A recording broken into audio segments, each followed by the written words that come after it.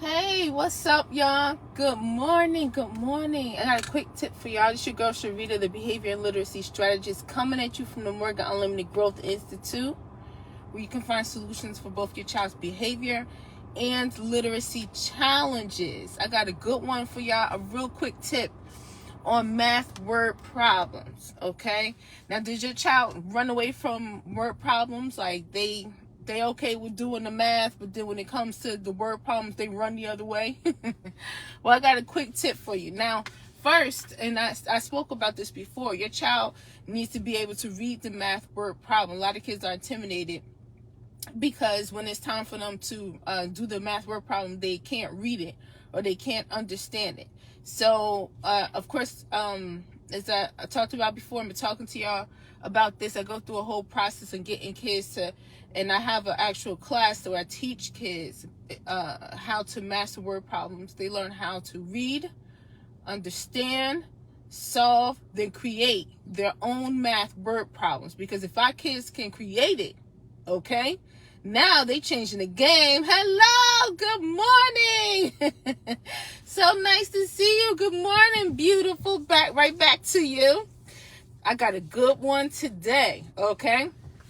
So we got to make sure that we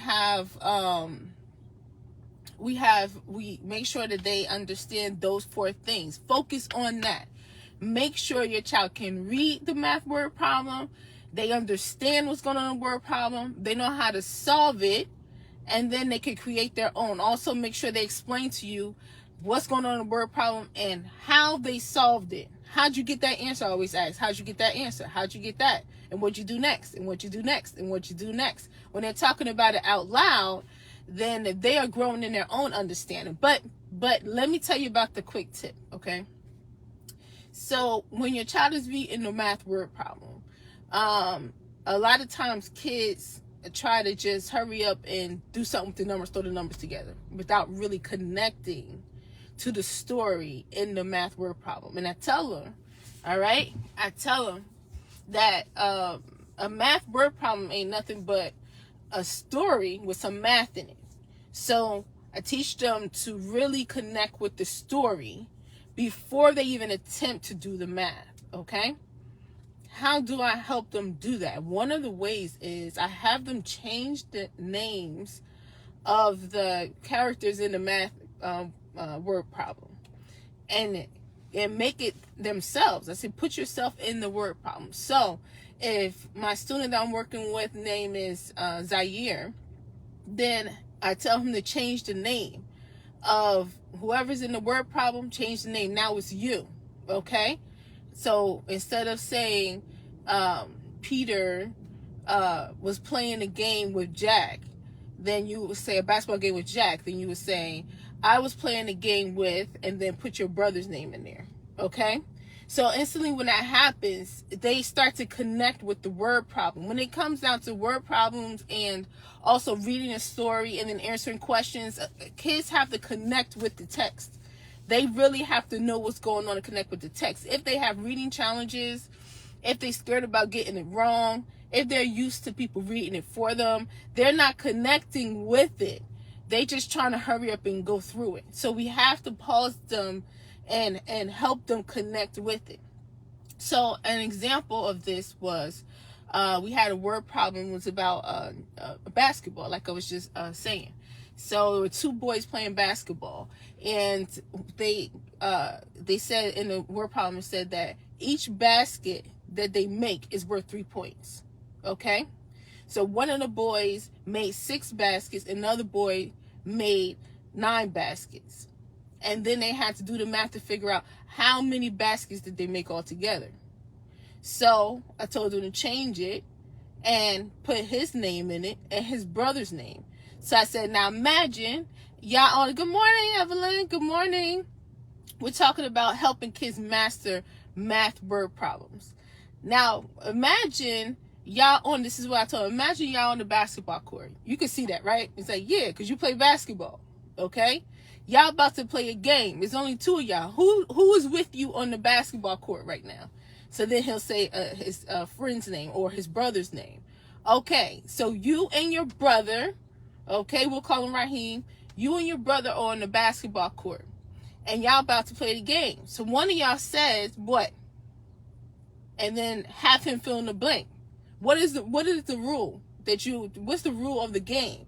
Now he got to look in the word problem and remember it's 3 points per basket. So imagine you telling your brother or your friend, whoever it is, that, all right, we about to play. We about to play. I'm about to beat you. I'm about to dust you right now. But 3 points per basket. Whoever make the most baskets wins. But it's 3 points per basket. Okay? So if I make a basket, that's 3 points for me. If you make a basket, it's 3 points for you. Right? So imagine, when I talk to them and it's in a conversation and they see themselves in the story and they have to figure stuff out, it starts to connect. And after a while, they do it themselves without me even telling them this. So then y'all playing. How many points did you make? He looked at the word problem. I made 9 points. Oh, you just gonna automatically say you won, huh? Okay. So you made not points baskets. So you made 9 baskets. All right. How many points did your brother make? He made 6 baskets. All right. So who won? I won. Yeah, because I'm better than him. Okay. How many points did you make, though? So now he's got to do the math. It's 3 points per basket. I made 9 baskets. 3 times 9. And then he'll figure that out. And then he'll tell me. How many points did your brother make? Okay. And then he'll work that math out. So when they're doing a word problem, and another word problem we were doing, it was a girl was baking cupcakes. She started a cupcake business. Okay, so change the name of the girl. It's now you. So you're baking cupcakes. You start a little cupcake business, right? And you got 3 orders. How many orders of cupcakes? How much did you charge for the cupcakes? They got to look in the word problem and find it. Okay. So when they're doing the word problem, to help them connect with the word problem, have them change the names of whoever's in the word problem and put themselves in the word problem. And you're not reading about somebody else who started a cupcake business and decided to charge a certain amount for the cupcakes, and she's got 5 customers. You actually started a cupcake business, and you're about to get that money, and you're going to bake some good cupcakes. So how much are you charging this person who just made 3 orders?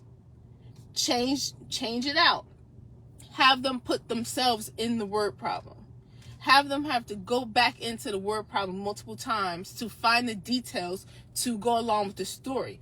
The story, understanding the story and connecting with the story and the word problem has to come way before they even think about doing the math. Because like I said, kids, when it's time for them to do a word problem, they look for the numbers and they just add them all together sometimes. Or they just subtract them, or you have to stop them. We're not doing no math until you understand what's going on in the word problem. Okay? So that's a quick tip I wanted to tell you. And remember, if your child is struggling with math word problems, you have to make sure they learn how to read the word problem on their own. Okay? Even if you spend a while with them and coach them, but you don't read it for them. We don't read stuff for our kids. We don't read anything for our kids. We coach them and make sure we fill up those literacy holes that they have in their literacy foundation, right? We make sure that they can read it themselves. So even if you have to spend a while sitting there, tell them to go back, sound this out, all right, and now read it over, okay, and now start again. If you have to do that a couple times before they can read it on their own, make sure they read it on their own, because the more they read it, the better their comprehension. If you read it for them, they have less skin in the game. They're not really working hard to make sure that they solve or understand the problem to solve it, because you already did the first part for. Here we teach our kids how to function independently, okay? So have them read the word problem, then have them explain to you what's going on in the word problem. Have a conversation about it, a nice little brainstorm. Have them solve the word problem. Don't do it for them. Don't tell them what to do. Don't even help them. The reason that we don't help our kids when it's time for them to do their work is because when they try to do it themselves, then we learn where their challenges are. We learn the specific problems that they are having when it's time to read a word problem, when it's time to read a word, when it's time to spell a word, when it's time to do their writing. If every time they start to work, we tell them exactly what to do first, then we don't learn what their shortcomings are, what their fears are when it comes to doing the work. So we don't do it for them. They have to do it and mess it up. And then after that, when they review it, then you know how to teach them and know how to coach them. All right. So make sure they read it. Make sure they explain to you what's going on in the word problem. Make sure they solve it on their own, and then have them create their own word problem. Okay? Because when your kids get to the points, like my students, sometimes when we start class, I just tell each of them to make up a word problem and then present it to the rest of the class to solve. And when that happens, when they get to that point, they won't be intimidated by word problems anymore, and they'll understand the word problems better because they know how to create them. So they read them, they know how to read them, they understand them, they can solve them on their own, and they create their own. And then the tip I have for you today was change the names in the word problem. Have your child put themselves in the story, front and center, so they can actually visualize themselves inside the word problem, and then that'll become something that happens in real life. Yeah, we play basketball. This word problem is about basketball. Yeah, I played basketball the other day.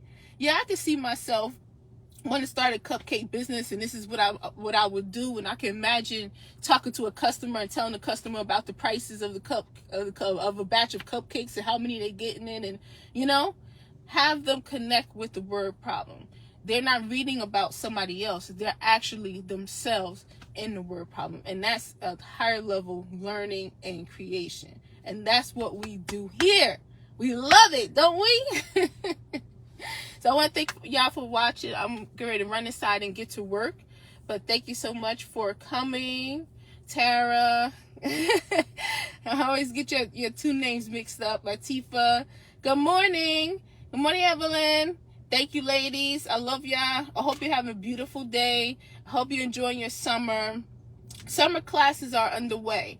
Our kids can have their summer, but they also have fun this summer. But if any of our kids are behind in reading, writing, spelling, struggling with math, you want them to go into school doing better than they did last year, then they definitely need to be having some scheduled time where they are working and growing through their challenges, their academic challenges, okay? I talked to a teacher last year, one of my students, she tested him, his reading level, and she said that he was on reading level. And she said, because he tested at 4.5 grade, 4.5, and he was in the 5th grade. And to me, I'm like, that's not that's not reading level. We still got to do that. But she said that if he came back from the summer, if he was reading on the 5th grade level, and then he went away for the summer and came back and he tested him, he would test at 4.5. So for her, as far as she was concerned, he was on 5th grade level. But we focus on our children being at or above grade level. But what does that mean? That means that when our kids go away for the summer, they lose a chunk of what they learned. They're not as sharp. They're not understanding things as much. You know what I mean? And when they come back, they don't come back better.